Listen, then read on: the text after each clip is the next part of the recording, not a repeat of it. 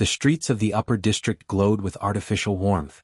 Towers of glass and metal stretched into the purple sky, their surfaces reflecting the 3 moons that hung overhead. Flying vehicles glided between buildings, carrying important aliens to important places. The air smelled of expensive food and perfume from the restaurants that lined the wide pathways. Rowan walked with his head down. His maintenance uniform was stained from a long day fixing pipes in the lower levels. His hands were rough and his back ached. Beside him, his daughter Jade skipped along, her worn shoes tapping against the smooth stone street. She hummed a little song, something she had made up herself. They did not belong in this district. Humans rarely walked here. Most aliens in the upper city treated humans like furniture, useful but forgettable. Rowan had learned to move through their world quietly. He never made eye contact. He never spoke unless spoken to.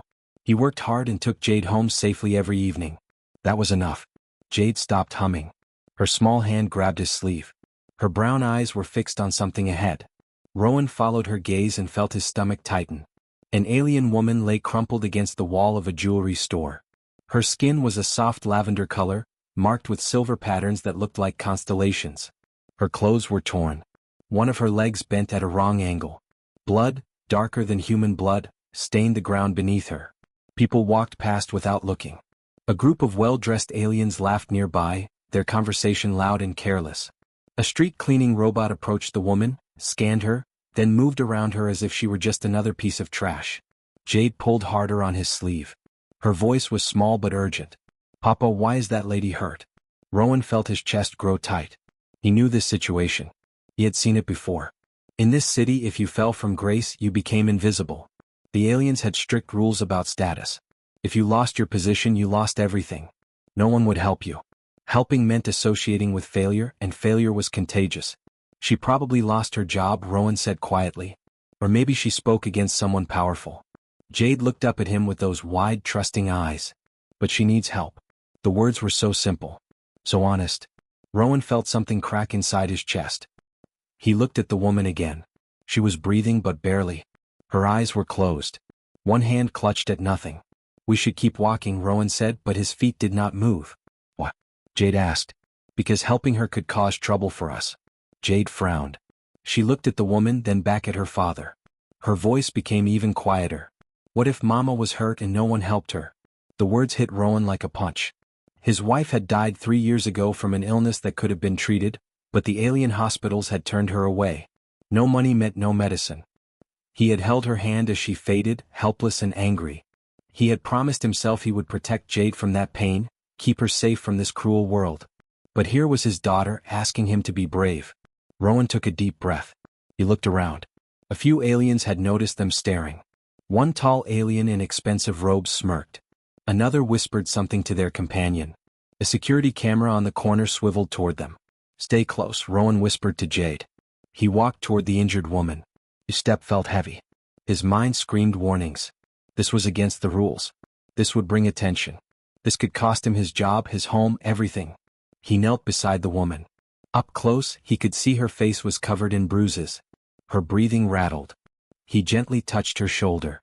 Her eyes opened slowly, unfocused and filled with pain. "Can you hear me?" Rowan asked. The woman stared at him. Confusion crossed her features. A human was touching her, speaking to her. Her cracked lips moved but no sound came. Jade knelt on the other side. She took off her small jacket and placed it over the woman's chest. The jacket was thin and cheap, but it was warm from Jade's body. "You are going to be okay," Jade said with the confidence only children possess. A crowd began to form. Aliens pointed. Some recorded on their devices. A voice called out from somewhere. "Human, move away from the outcast." Rowan ignored them. He looked at the woman. "We need to get you somewhere safe. Can you stand?" The woman blinked. Tears formed in her violet eyes. "What?" she whispered in a voice like broken glass. "Because no one should be left alone," Rowan said. A security officer approached, his uniform crisp and his expression cold. "Human workers, step away. This one is marked. Helping her violates City Code Section 47. Rowan stood slowly. He placed himself between the officer and the woman. He felt Jade press against his leg. His heart pounded so hard he could hear it in his ears. "She is injured," Rowan said. "She needs medical attention." The officer's face showed nothing. Outcasts do not receive medical attention. Remove yourself or face charges. Rowan looked down at Jade. Her face was set with determination. She stepped forward and looked up at the officer. Her voice was clear and strong. My papa taught me that everyone deserves kindness. Even if they fall down. Even if others walk away. The officer paused. Something flickered in his expression. For just a moment he looked uncomfortable. Then his face hardened again. Final warning. More security officers arrived. The crowd grew larger. Cameras captured everything. Rowan knew this moment would define something important. He could walk away, keep his daughter safe, follow the rules. Or he could show Jade that sometimes rules were wrong. He bent down and carefully lifted the alien woman into his arms. She was surprisingly light, as if she had not eaten in days. She gasped in pain but did not protest. We are taking her home, Rowan said to the officers. You can follow if you want, but I will not leave her here. Jade took her father's hand. Together they walked through the crowd. Officers surrounded them but did not stop them. The cameras recorded everything. Voices shouted. Some angry, some confused, some strangely quiet. Rowan carried the woman through the glowing streets toward the lower district where humans lived. Each step took them further from safety and deeper into unknown consequences. But Jade squeezed his hand and he knew he had made the right choice. The woman in his arms whispered something he could not understand, but he felt her relax slightly, as if for the first time in a long time she felt safe. Behind them, the upper district watched in stunned silence as one human father and his small daughter did what no one else had dared to do. They had seen someone invisible and decided she mattered. And in that moment, something ancient and powerful stirred in the city's heart. The question of what it meant to be civilized had just been asked, and the answer would change everything. Rowan's apartment was small and tucked away in the lower district where humans lived. The walls were thin metal sheets. The windows were narrow slits that let in only slivers of light. The furniture was old and mismatched, salvaged from alien garbage heaps. But it was clean and it was home. He laid the alien woman on his own bed, the only real bed in the apartment. Jade brought water and the small medical kit they kept under the sink. Rowan cleaned the woman's wounds as gently as he could. Her leg was badly injured but not broken. The bruises on her face looked worse than they were. What worried him most was how thin she was, how her bones pressed against her skin. The woman drifted in and out of consciousness. Sometimes she mumbled words in her own language. Sometimes she cried silently. Jade sat beside her, holding her hand and singing soft songs. We need to be careful, Rowan told his daughter. The authorities know what we did. They might come looking. Jade nodded seriously. She understood danger better than most children her age. Living as a human in an alien city taught you that quickly. Rowan left for work the next morning with a heavy heart. He could not afford to miss his shift. Bills needed paying. Food needed buying. He made Jade promise to stay inside and lock the door. He made her promise to hide if anyone knocked. All day at work, Rowan expected security officers to arrest him. Every time his supervisor called his name, his stomach dropped. But nothing happened. The day passed slowly and normally. When his shift ended, he rushed home. Inside the apartment he found something unexpected. The alien woman was awake and sitting up. Jade had made her soup from their small supply of vegetables. The woman was eating slowly, tears streaming down her face. Thank you, the woman said when Rowan entered. Her voice was stronger now. I have not eaten in 6 days. Rowan sat down carefully. What happened to you? The woman looked at her hands. My name is Seraphine. I was a communications specialist. I worked for the city's information network. I had a good position, a nice home, respect. Jade climbed onto the bed and sat cross-legged, listening intently. Seraphine continued. I discovered something I was not supposed to find. Files showing how the upper council was stealing resources meant for the lower districts. How they were taking money from public services and keeping it for themselves. How they were covering up accidents in the factories where humans work. Rowan felt his blood run cold. He had always suspected corruption, but hearing it confirmed was different. I tried to report it through proper channels, Seraphine said.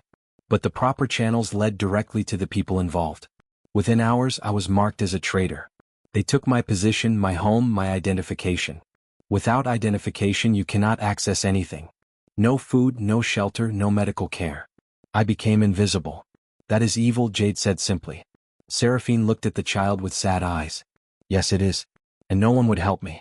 I asked for aid at shelters, at hospitals, at places I thought were safe. Everyone turned me away. Helping an outcast means becoming one yourself. Fear keeps people silent. Rowan understood that fear intimately. It lived in his chest every day. But you helped me anyway, Seraphine said, looking at him with wonder. What? Rowan glanced at Jade. Because my daughter asked a question I could not ignore. Over the next few days, a strange new routine formed. Rowan went to work. Jade stayed home and cared for Seraphine. The alien woman grew stronger. Her wounds began healing. Color returned to her face. But more than her body healed. Something in her spirit began mending too. Jade and Seraphine formed an unlikely friendship. The child taught the alien woman human games. Seraphine taught Jade words in the alien language. They laughed together. They drew pictures. They told stories.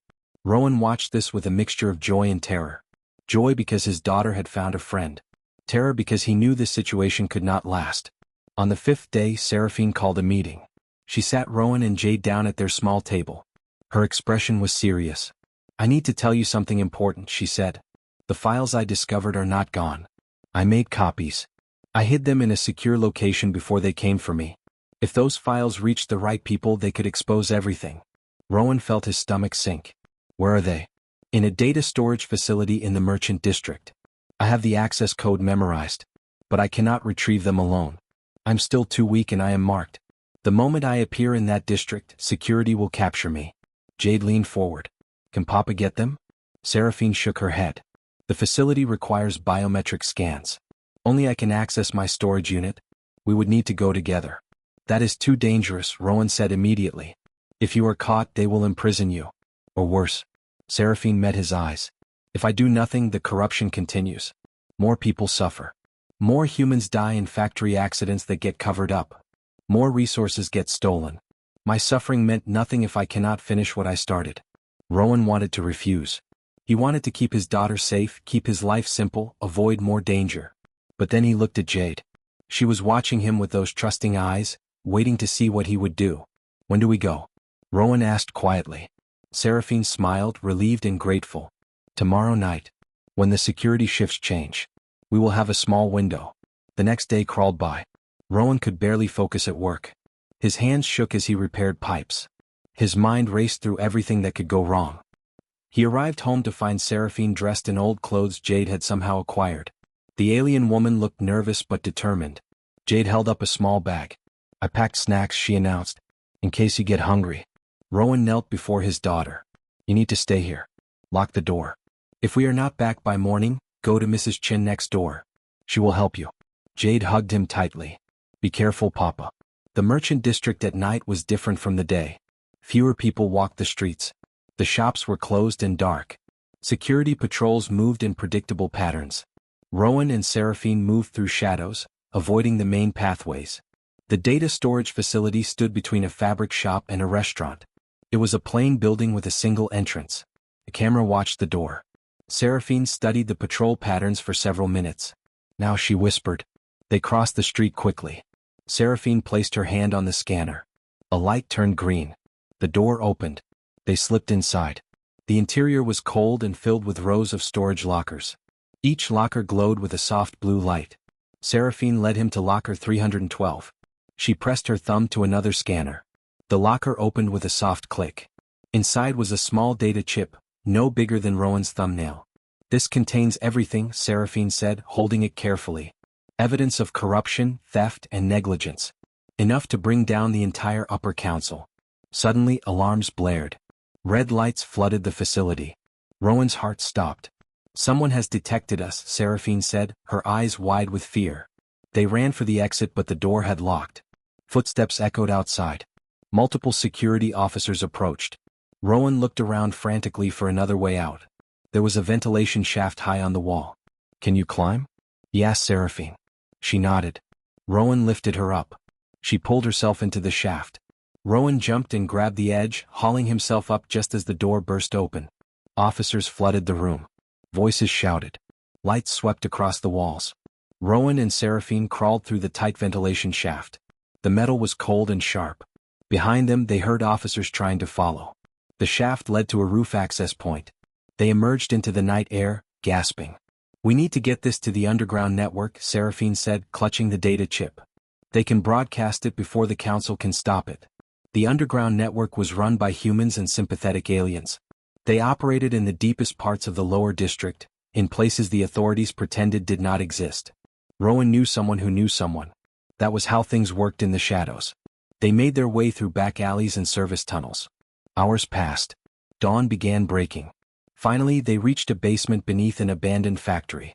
Rowan knocked in a specific pattern. The door opened. Inside, a young human woman with bright orange hair stared at them. "I know you," she said to Rowan. "You fix pipes in Sector 7. What are you doing here?" Rowan pushed Seraphine forward.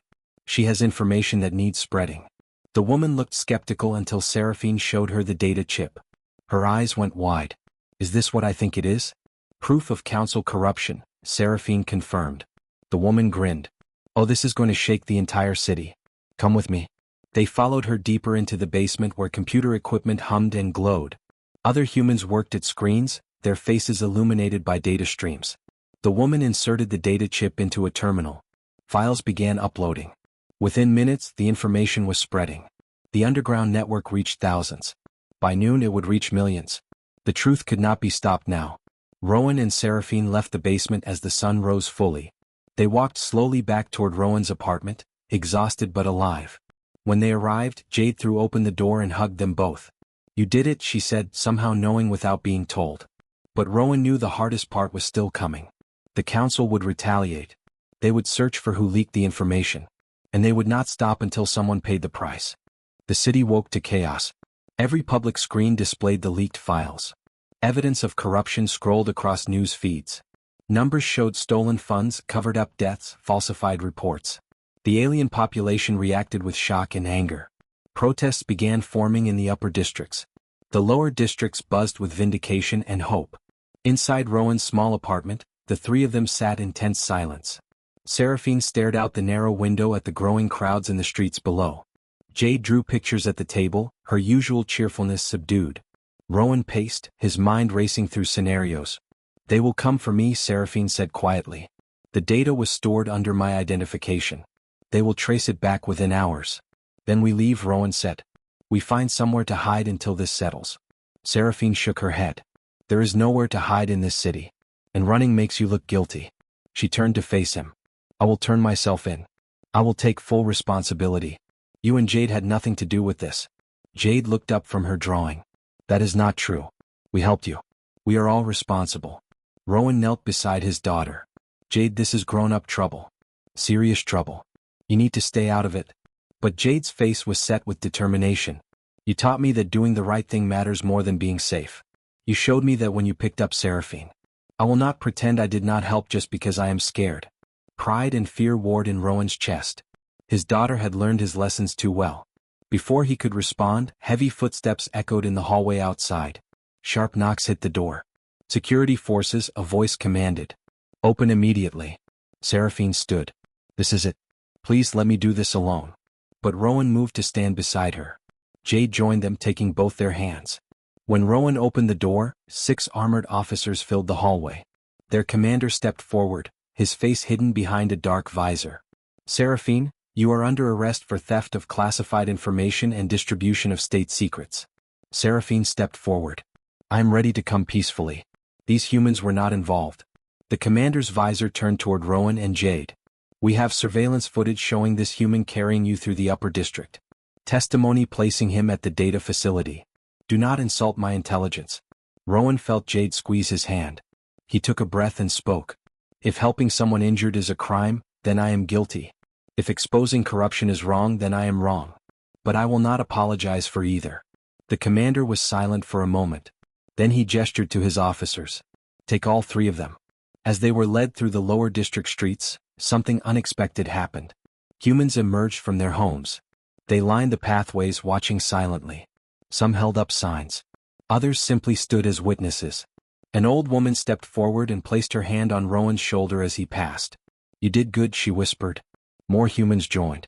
Then some aliens appeared, those from the lower classes who had suffered under the council's corruption. The crowd grew. They followed the security forces as they marched toward the detention center. No one spoke, but their presence said everything.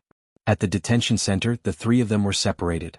Rowan was placed in a small cell with concrete walls and a single bench. Hours passed. He heard shouting from somewhere in the building. Alarms sounded periodically. Through the tiny window in his cell door, he saw officers running back and forth, looking agitated. Finally, a guard opened his cell. "You have a visitor." Rowan was led to a meeting room. Inside sat the orange-haired woman from the underground network. She grinned when she saw him. "You have become famous," she said. "The entire city is talking about the maintenance worker who stood up to the council." "Is Jade safe?" Rowan asked immediately. "She is being held in a juvenile facility. Comfortable but locked. They are treating her well because the media is watching everything." Rowan slumped in relief. "And Seraphine?" "In isolation. They are charging her with multiple crimes. But here is the thing. The leaked files have caused massive upheaval. 3 council members have already resigned. 2 have been arrested. The public is demanding accountability. Protests are happening in every district." The woman leaned forward. "You 3 have become symbols. The father who showed compassion. The child who asked why. The woman who chose truth over safety. People are rallying around your story. The council cannot make you disappear quietly anymore. Too many eyes are watching." Days blurred together. Rowan was questioned repeatedly. He answered honestly. He had nothing to hide. Through the detention center's limited information network, he learned that Jade was safe. She had apparently become a favorite among the facility staff, charming them with her kindness. Seraphine remained isolated but unharmed. On the 7th day, everything changed. Rowan was brought to a large courtroom. It was packed with aliens and humans alike. Cameras recorded from every angle. Seraphine sat in the defendant's area, her hands bound. When they brought Jade in, she ran to Rowan and he held her tightly. A judge entered, an elderly alien with gray skin and intelligent eyes. The room fell silent. The judge reviewed files on a digital screen. Then she looked up. "This case has become quite complicated," the judge said. "The charges against Seraphine are serious. Theft of classified data.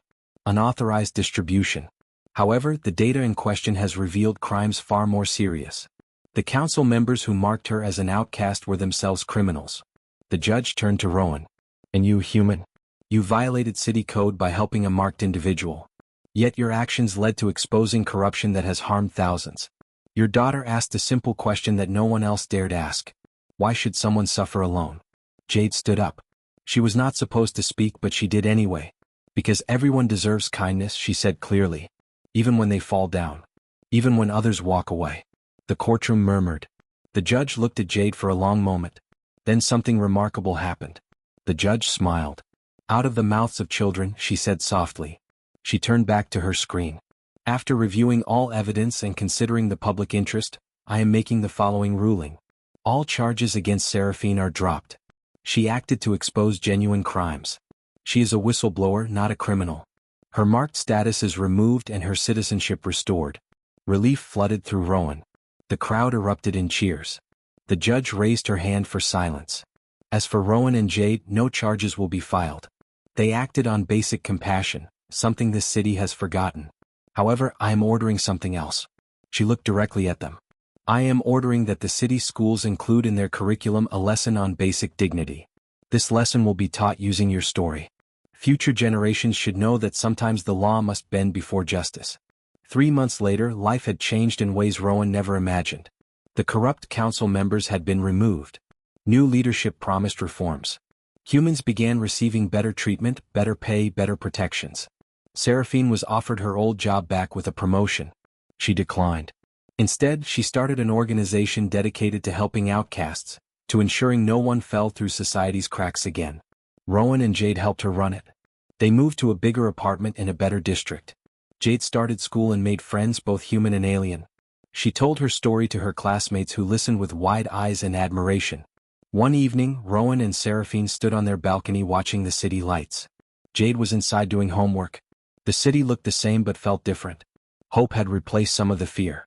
"Your daughter saved my life," Seraphine said. "Not just by noticing me, but by asking that question. Why should someone suffer alone?" Such a simple question. Such a profound answer. Rowan smiled. She has always seen things clearly. Adults complicate everything.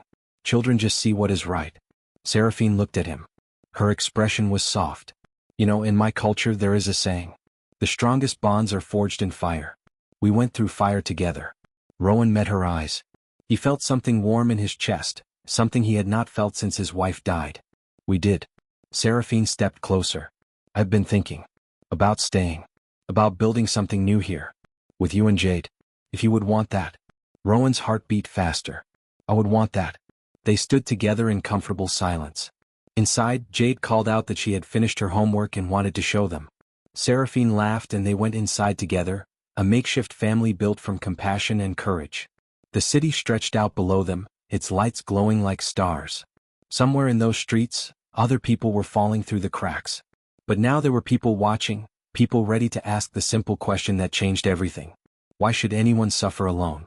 And thanks to one father, one daughter, and one woman who refused to give up, the answer was clear. They should not.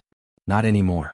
The story of the woman no one helped had become the story of how one act of kindness rippled outward, changing a city, changing lives, changing the very definition of what it meant to be civilized. And it all started with a child who noticed what adults had learned to ignore, and a father who chose love over fear.